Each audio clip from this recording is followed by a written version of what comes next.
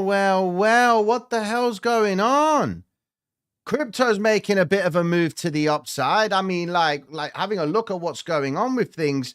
You've got Ethereum making, it's a nice little move to the upside, claiming the 3,440 zone. You've got Bitcoin going up towards 94, giving back some of the losses from today. Is it all systems go right now? Is the bull run confirmed? Welcome to tonight's live, ladies and gentlemen. I'm going to try and keep this one short and sweet and give you some insight into what could be causing this market to making this move. Maybe it's because there's not that much volume coming into play. We've got a bit of a sharp move up. The same way it goes up is the same way it could come back down again. But let's break it all down and understand exactly what we are dealing with right now so that we can make better sense of it. So if you are new, welcome to the live, guys. I am a little bit late, forgive me. So I'll try and keep this live short and sweet for you all. So let's get with the program with today. Now, listen. We've had some news about this Tether story, but at the same time, it looks like they're not even really interested because Tether's investing $775 million into YouTube rival Rumble. What is going on over there? So they're like, okay, yeah, we're probably going to lose a little bit of liquidity in the European zone, but never mind, we'll just put it all to work in Rumble. Why so much? Going into the article, it says it's going to be using Rumble's going to be using $250 million of the proceeds to support growth initiatives, and the remaining capital to fund a self-tender offer for up to 70 million of its Class A common stock. So buying back some of their shares, maybe. That could inflate Robinhood's price. How's your trading day been? Today, my trading day was relatively well. We managed to exploit a short on Ethereum today for a nice little gain from 3,337 down to 3,292. Managed to exploit that. Nice little 4K move on Ethereum for us today. Going into Ethereum right now, you can see that she isn't stopping. Where are we at with it all? So here's Bitcoin right now. We got this nice little move to the upside. Bitcoin did take a bit of a stab to the downside, and it does look like it's a front run. They could be making, or should I say, shorts are covering positions. Everyone was like, that's it now. The crypto market is done. And you can see, look, Bitcoin is actually pumping up pretty aggressively. Looking on the 4-hour time frame on Exo charts, we can see it's all coming in, right? But the volume in principle is not really there. Okay, so you just got to be very careful with this flavor. Looking on the 1-minute time frame just to see what we got. Yeah, it just looks like a nice little float to the upside. And you've got in essence, sort of the Sydney session coming into play. Bitcoin could proclaim the daily open, but it's a very fast move up. And when you see these moves happen, especially at the lows, okay, it's consistent with short covering. So guys that have been running on shorts on Bitcoin for the best part of the whole day, they're now being forced to cover their positions, which is what fuels this move to the upside. Going into Ethereum, just have a look at what we got over there. Look at that. What is going on? Even when there is lots of volume, you don't even get that sort of move. So this does look like a front run with price. So the same way it shoots up, it's the same way it could potentially come back down again. So if you're running any plays on this right now, make sure you're taking something off the table. As you go into higher time frames, you can see, look at that. It's just pencil-like formation. How do you, unless you are already in the trend and you say to yourself, okay, what reasons do we have to believe that price was going to continue to the upside? You could say the test of the daily open. So if you're watching the daily open, you said, you know what, I'm happy with the fact that they keep testing the daily open. Then you're going to say to yourself, all right, then there's a possibility that it could continue to the upside. And then you take your trades on that principle. In other news, guys, the news that I want to draw your attention to is this bad boy right here. There's lots happening when Trump comes into power, and a lot of the world is waiting to see what Trump's going to be doing in regards to the tariffs. That's what he's waiting for. But according to sources, it says here that once he steps in, the crypto executive order is going to come into play. Whether that is the Bitcoin strategic reserve approach, where the US government's going to start buying Bitcoin. And then you've got this Doge coming into play. It says here, according to December 23rd article, 2 unnamed sources with knowledge of the situation confirmed to the media outlet that at least one executive order, such as creating a Bitcoin stockpile, Bitcoin strategic reserve, developing a crypto council, or protect access to digital asset banking services may come that same day. So we could get some great news the second Trump steps into power and starts playing the old, I'm president now. What are you going to do about it? Okay. So I'd say that on the 20th of January, Bitcoin is probably going to do some very big moves. Now, even if Trump doesn't even say anything on that day and he doesn't do anything related to cryptocurrency, I would make the assumption that the market is going to welcome just Trump coming into power regardless. So just be on the lookout for the 20th of January, man, because that's when it's all going to start getting a little bit busy. That's what I'm projecting. Okay. Now, going into other news, you remember, I don't know if you heard about this $112 million in outflows from hacking from Hyperliquid. It's North Korea right now. Like, what's going on? And this is the problem with cryptocurrency. All right. It can kind of put a bit of stint on it, but maybe not, because according to the ETF itself, things are still looking promising with that story. Let me just wait for this dead computer doing this. I've got loads of tabs running. That explains that. Anyways, so just looking at it, 553,000 on the Bitcoin ETF balance. Go down to have a look at who's buying and selling. We're not really seeing BlackRock doing anything other than earlier on today when they sold around 600 Bitcoin, but that's nothing to be worried about. We still got a nice balance up here of 553,000. Quickly going over into the other markets themselves just to see where we are with everything. You've got NASDAQ itself making a little bit of a move to the upside. Has been a bit of a tricky day today, with NASDAQ. It's made the move down, come back up. It's staying inside of this range, but you're going to get this sort of movement, especially when you're coming in towards Christmas period, because volume's going to taper off. The volatility index has continued to go down, so it looks like this could be your Santa rally, in all honesty, guys. It could be a little bit of a Santa rally, so as long as the volatility index keeps going down, assets in principle should be appreciating. But when we look at the actual appreciation of assets, it's not really there, which is consistent with no volume. Now, what you've got to take into consideration is if tomorrow realistically is the last day of trading for the marketplace, okay? And that's something you've got to take into consideration. The data that came out today for the US, if we just refresh this, I don't know why, here we go.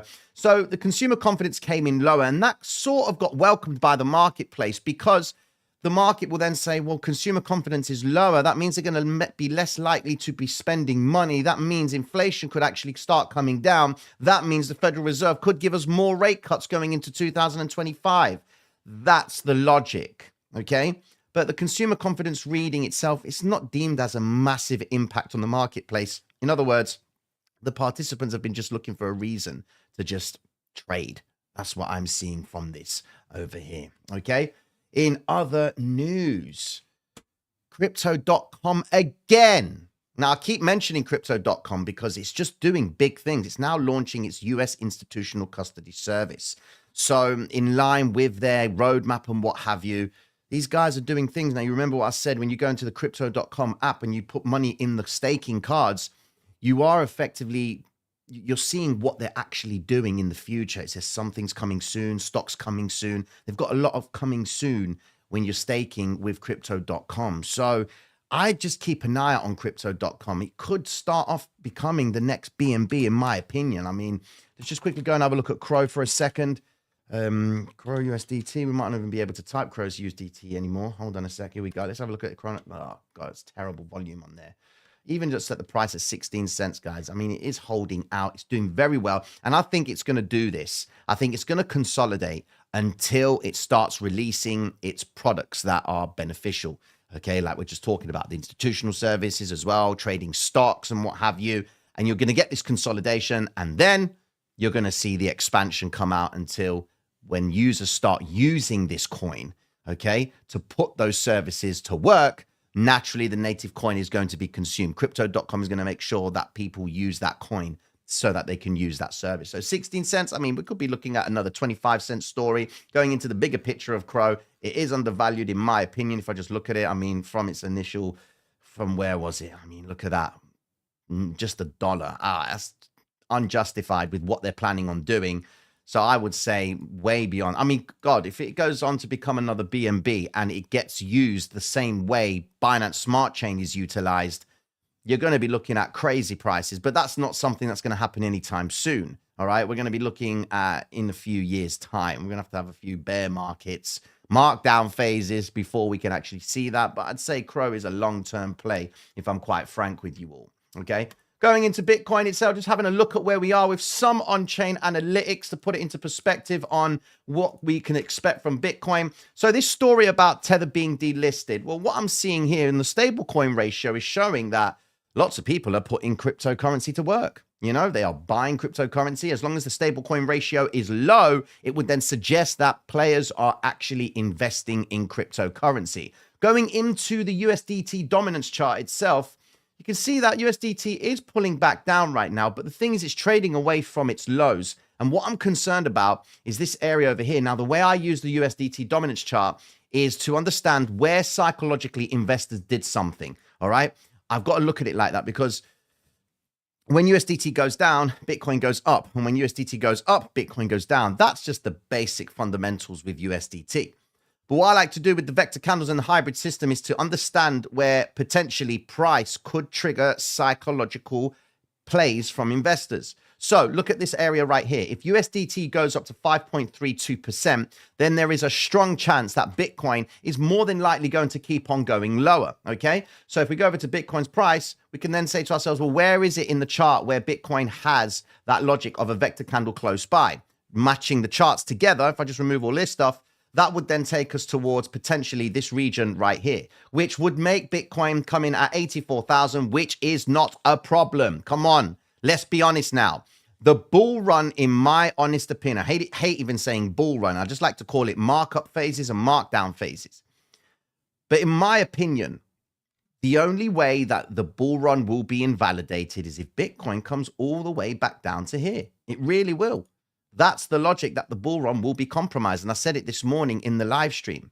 If it goes all the way down to like 60K, that's it. The bull run will be compromised because then it will require quite a bit of flavor to come down, to move back up. And if every time it comes down and then comes back up and rejects that point as we get closer towards 70, then it tries to come up again, fails that, comes down to 60. That's really going to put investors in a situation where they're thinking, oh, you know what, that's it now. This bull run might be compromised. And then everyone will then start to sell off and go crazy. And the smart money comes in and starts buying everything up. Or should I say, the guys who are bidding price, because you can see right now, they have offered price out. They've sold quite a bit of Bitcoin on this rally to the upside. So the logic says that we really want to see this candle confirm this logic and then continue to the upside. But what you've got to be careful of is when you see these little moves to the downside, or should I say to the upside, you got to wait for confirmation, because as much as this one candle has not started Bitcoin's bull run to the moon, you've just got to say to yourself, all right, then what could I expect from this? We are trading at significant lows, and below those lows is this wick right here, which could be a bit of a problem for Bitcoin. And given that we do have low volume across the board, it could say that maybe if Bitcoin still maintains below the 50 EMA, the trend is to the downside. Regardless, if you're following trends, Bitcoin has been doing this behavior nonstop. It's been going down to retrace. The bull market's back on, then it comes back down and consolidates. It's basing out. Get ready for the bull run. It comes down, then goes back and tests the 50 EMA. The bull runs back on. It comes down. Tests the 50 EMA, bull runs back on, it comes down, and now we've got the same logic where the 50 EMA could be getting tested again, and the bull run is back on, and then we go back down even lower. That's usually what happens, and all they're doing is just coming back into the last zones that they were previously buying from, so that they can start buying again. That's the logic, ladies and gentlemen. Okay? Why are alts pumping? Well, let's just go and have a look at Bitcoin dominance right now. So people are asking me, you know, where do I think the Bitcoin dominance is going to end up? Okay. Well, the thing is, right, I do expect Bitcoin to come back up towards the 60 zones. I am expecting it to come back to that point. And if we do really get that flavor with Bitcoin, especially when it comes to this Bitcoin strategic reserve coming into play, then we're going to be visiting the 61s again. That's the logic right there, because it's all going to be, oh my God, the US government's buying Bitcoin. Thank you very much. I better grab some Bitcoin. Bitcoin shoots up. I think what's going to happen now is you've got the alts coming into play. I mean, let's have a look at what altcoins are making moves right now. I mean, Solana right now, she's making a bold move to the upside right here. Let's just have a quick look. Yeah, she's making a nice move up. Range daily low, coming back into range daily high, coming back into the red vector candle region. I mean, for really Solana to make a move, given that all of last week it didn't really do anything, it needs to get back up above $200 realistically to sustain this. I mean, Ethereum right now is just doing king-like movements. Let's have a look. Yeah, look at this, man. It's doing great.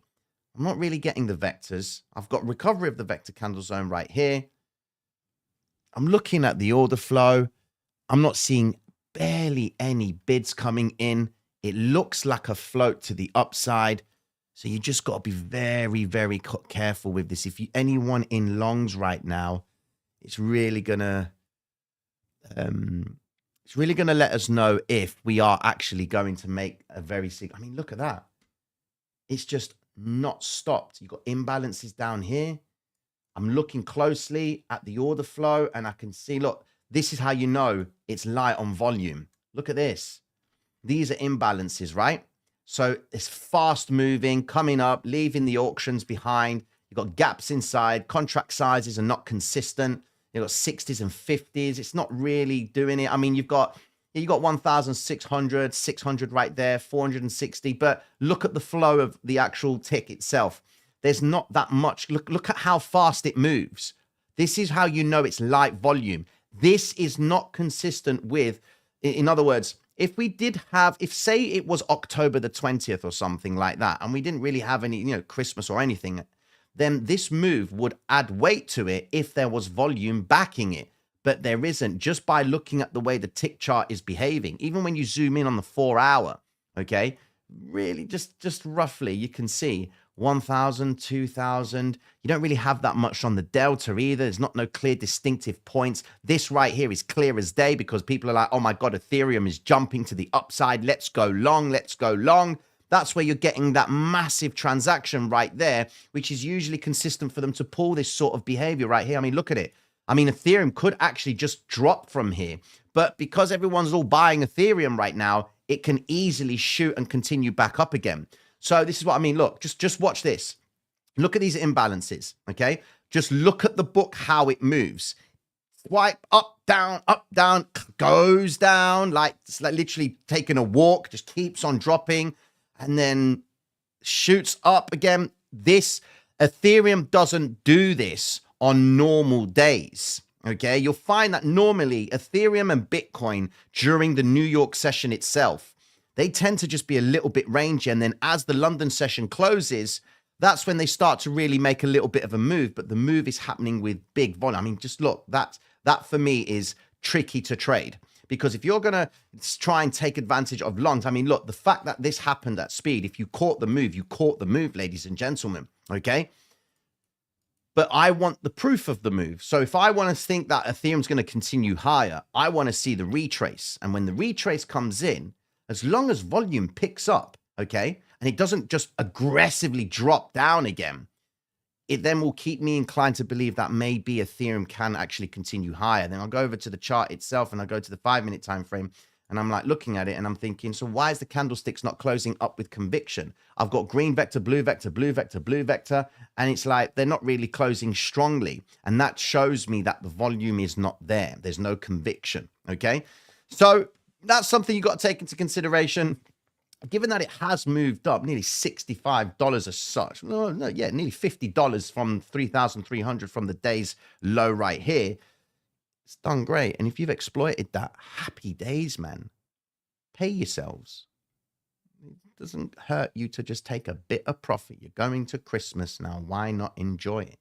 You know? Any questions? What do I speak?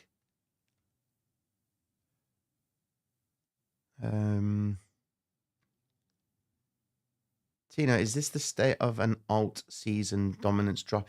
Look, man, the thing is, right, everyone is waiting for altcoin dominance, but you've got too many factors affecting this altcoin, Bitcoin season stuff. You really do. Again, this article right here with Donald Trump, people that are waiting on Bitcoin right now, they're waiting to hear what he's going to do about this strategic reserve. Once that comes in, I'd say goodbye to your Bitcoin cycles and your altcoins. Why? Because Bitcoin's just going to be the thing to grab. The US has just put out, or should I say, we get to the story and they say headlines, Bitcoin now part of a strategic reserve. You understand what that means? All right? You're tapping into unlimited liquidity. Even Dubai holds $40 billion worth of Bitcoin. And you got the US as well, like Trump being a businessman. He's like surrounding himself with all sorts of stuff around cryptocurrency. And he wants the US to be the spot for cryptocurrency. So you've got to say to yourself, there is a Bitcoin war happening right now, and it's all happening under our noses. All right? It really is. People are paying too much attention on what Bitcoin's price should be when they should really be paying attention to who is buying Bitcoin. That's what you got to be paying attention to. I don't care about Bitcoin's price. I care about who's picking it up and what kind of culture is picking that up. The Saudis are picking it up because they know they can buy a load of it. They just want to get their hands wet and just play around with the game of crypto. Bitcoin with the US, I mean, come on. Trump, in principle, if it wasn't for crypto, tell me if you agree with me on this. But if it wasn't for crypto, would Trump have won the presidency? There's a possibility that that is the case. Tino is bearish. Man, shut up. If you say I'm bearish, you don't understand the game. Sorry. Let's stay festive right now. Let's be positive. Let's be positive. You know? Any questions, guys? Remember... Okay, let me just address the 8K.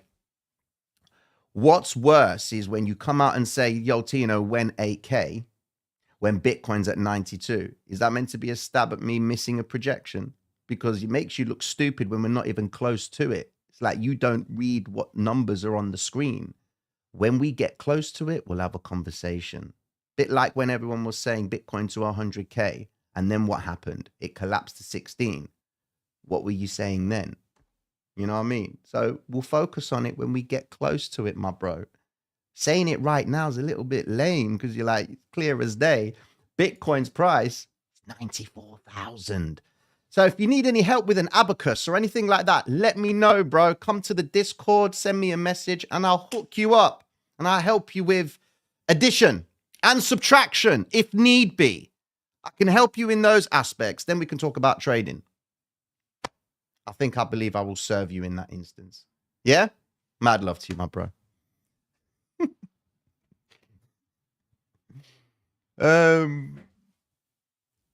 What we got? Tino knows astronomical prices for Bitcoin in the future, but there are still profits to make in trading it. He knows Bitcoin is the one. Maybe. Bro, I love the 8K. It shows who the OGs are. You know what? I like that. I do like that.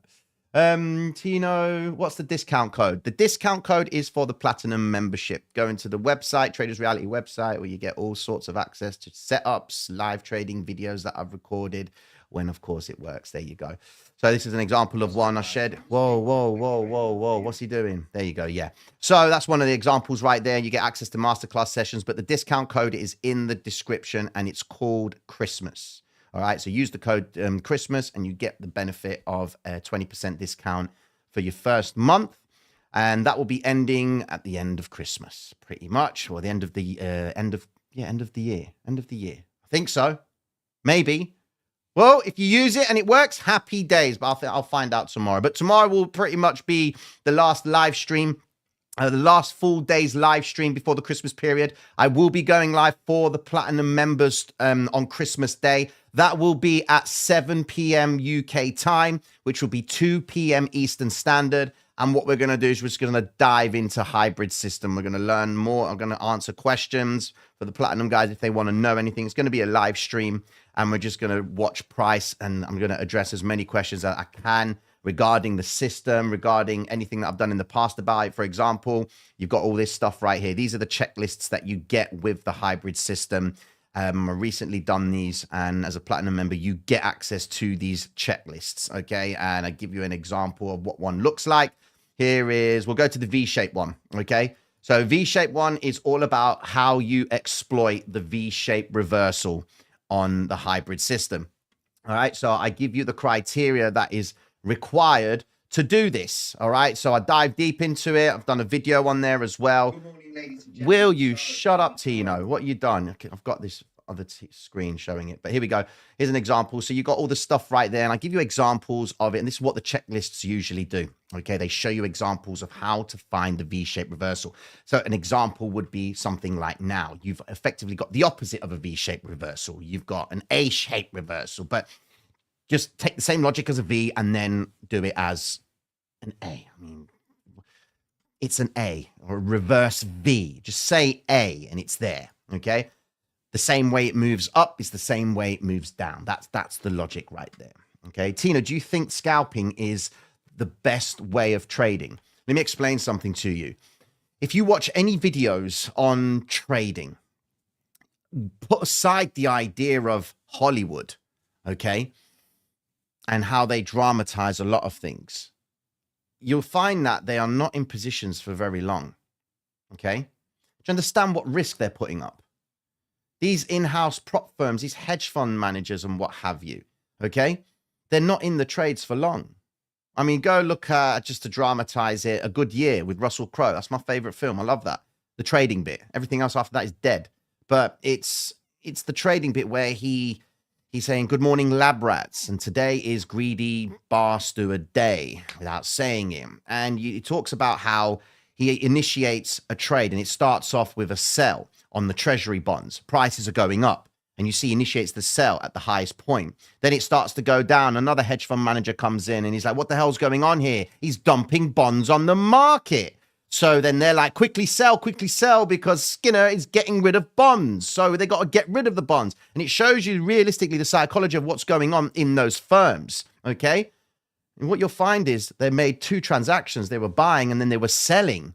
Okay, and they do it at such small, they're putting down so much risk. They ain't got time to sit and hold. Pension funds, mutual funds, ETFs, as they are made up of a basket of assets, they've got to leave those assets to mature. They've got to let those assets work. All right, if you're buying an ETF, for example, the iShares Paris Saint-Germain, all right, by BlackRock, that ETF itself, if you were to buy that ETF, then you're investing in the Magnificent Seven. Okay, your Metas, your Googles, your Apples, your Amazons, and what have you.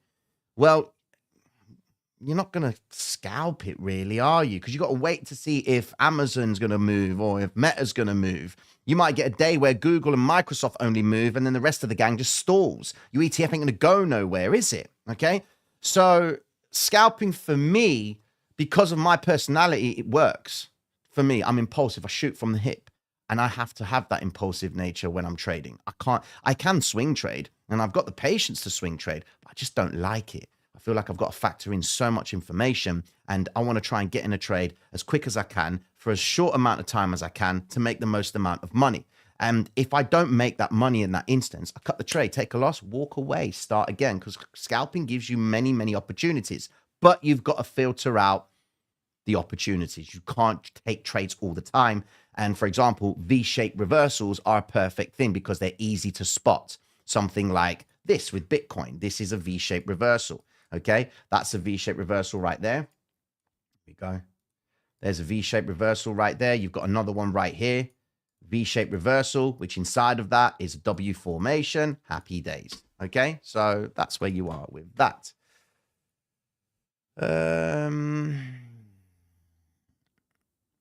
You know what? H-bar moves really well. I've been watching that, and that thing just doesn't bloody stop at best of times. You know, it does really well, H-bar does. Here we go. It just keeps on moving. It does really, really well. When I look at it from a price action point of view, look at it. After all of what's been going on, it's done fantastic to hold this 28 region, doing really, really well. I'll never forget this, man. When we were going live, and I just kept on watching H-bar up, up, up, up, up. It just wouldn't bloody stop. You know, and it's been going up since what, November. It just hasn't stopped, man. Look at it. So, you know, it's in terms of price action, I think it trades very, very well. Okay. Is this the start of a major Bitcoin dump? Well, is it the start of a big Bitcoin dump? What do you classify as a Bitcoin dump? This candle right now is making X believe that the bull run is on. You know? This candle right here made everyone believe that Bitcoin is going to collapse to to 40. I meant to say 40 to 40,000. You know? So is it the start? Breaking it down, logic by logic, like so. If we're in a cyclical move to the downside, and when I say cycles, I'm talking about this stuff right here. Rise, retrace level 1, rise, retrace level 2, rise, retrace level 3, peak formation, drop level 1, drop level 2, drop level 3, peak formation. Ladies and gentlemen, we are here. That's where we are right now in Bitcoin. Okay, does that mean that's it? Now we're going to go all the way down and that's it? No, the logic is that we've made a move to the downside and we've come away from what appears to be the all-time high. What you've got to take into consideration is if Bitcoin, is this the start of the first leg of the move to the downside? In other words,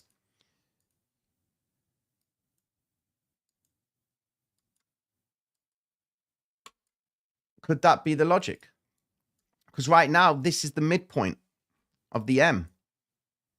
So logic says that there's one of two things that are going to happen. Bitcoin's either going to reverse back up, get everyone back in, buy the dip. The trend is showing that it's trading below the moving averages. So we have got a trend to the downside. Okay. If Bitcoin can sustain itself and come all the way up towards this region right here, we drastically improve the odds of maybe a breakout to the upside. It could make its way up towards this point and then reject it and come back down. And then it will then come and attack this region down here and then offload. The second it does come down towards this area right here between 91,000 and 94,000, it could then reverse from that point. So sweep, reverse, and then resistance again at the 95, 96, continuation, sweep the low. Once they do invalidate this range right here, that's when we'll start the markdown phase, which would then put us into this zone right here. So realistically, we are working and this cycle behavior is the hardest thing in the hybrid system. It's one of the most difficult aspects to try and understand. It is difficult, okay? Because you're trying to establish, if you are in an M formation or preparing for an M formation, to assume that it's going to go down, create a level, which is what we're working on right now, okay? This could be, and this is the crazy thing about it, this could be the M formation, this little M right here. And this drop down is the first level one retrace continuation to the downside. And you take the high of the last time it reversed, take the low. You have this range right here, ladies and gentlemen. That's your range. So if we're going to work on the principle of cycles, that is what you're working with right now. You are now waiting to establish if this is the level one consolidation, which in principle leads to the level two. Okay. Level one ends here. Level two starts in principle here. Okay. So what I mean by that is this is the last point before they consolidated. So they then reverse from that point, right? Level two starts as it tries and makes a high, but fails to continue higher. It rolls over from that point, continuation to the downside. One candle, okay, does not dictate the overall accumulation of what's going on and what is really happening here. To prove that this candle is the proof of Bitcoin going higher, it would have to break above the high. That would be the proof for me that Bitcoin is going to go towards the all-time highs. But as long as it stays below 99,000, then I'm in the logic of an accumulation phase or distribution phase, level two to the downside. That's what that is, right? One candle does not mean that the bull run begins or the bull. I mean, we'd have to be talking about a very serious candle if it were. Like someone would have to turn around like Microsoft and say, we're buying Bitcoin. And we've already been given the heads up that Donald Trump wants the US to pick up Bitcoin as a strategic reserve. That's why 20th of January is a very important day for cryptocurrency. Supposedly, he's going to push out a crypto order that will make it happen. Okay? So just take that into consideration. The cycles are one of the hardest things to work out with the hybrid system. It does take practice. The smaller timeframes do have smaller cycles, but the bigger cycles on the higher timeframes really give you the logic. You've got to just say this to yourself. Why are they spending so much time in this range and not going up? And the more of a conviction you are seeing the price failing to go up and working more on going down, then you'll be of the idea that this level itself could be getting ready to roll price over. And that's not me being bearish. And if you think I'm being bearish because I'm saying that, you shouldn't even be in this game of trading, because this is one of the most sophisticated, most hardest aspect of trading. All you Elliott wave guys, it's all about trying to work out the wave or what cycle you're in on the wave and what count you're in. That's what all you hear about with Elliott wave guys, okay? And Wyckoff distribution. This is the simplest way for it, just to try and work out where you are in terms of the cycles, okay? Does that make sense? Tino,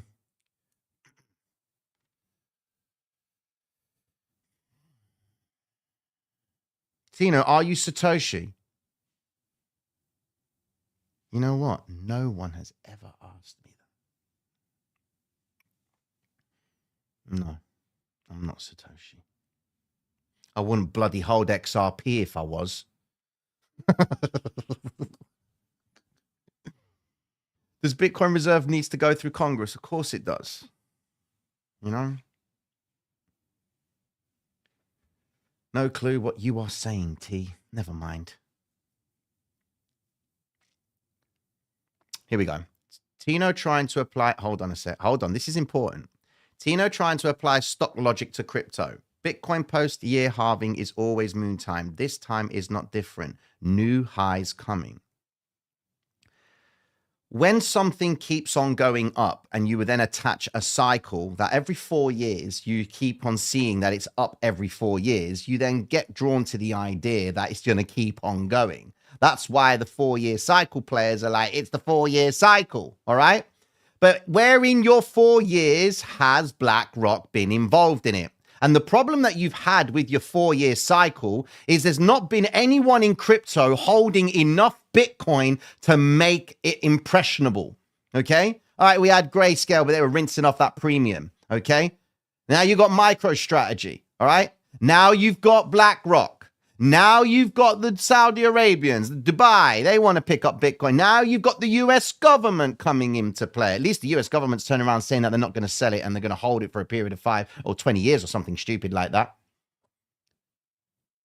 Where did you have your cycles when they weren't around? Like, what I'm trying to say to you is you've got too many people that could have a massive impression on Bitcoin.